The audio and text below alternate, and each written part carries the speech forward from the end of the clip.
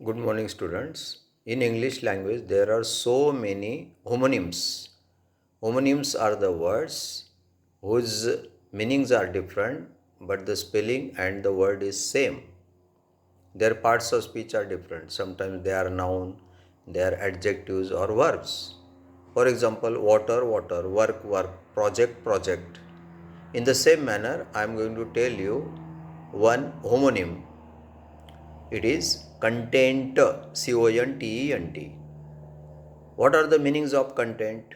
The first meaning as noun is majkur.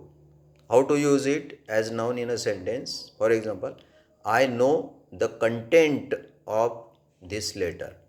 मला या पत्राचा मजकूर माहीत आहे. हा शब्द मी नाउन म्हणून वापरला. आता याचा उपयोग मी ॲडजेक्टिव्ह म्हणून करतो, विशेषण म्हणून करतो.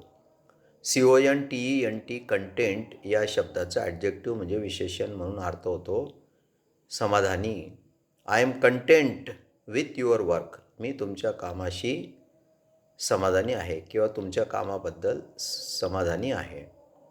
Did you understand the meaning of this homonym? Meanings of this homonym as noun and as adjective. विद्यार्थी मित्रांनो, जर तुम्हाला ही माहिती आवडली असेल तर ही माहिती तुम्ही शेअर करा, कॉमेंट करा, सबस्क्राईब करा आणि लाईक करा. Thank you very much student. See you in the next video.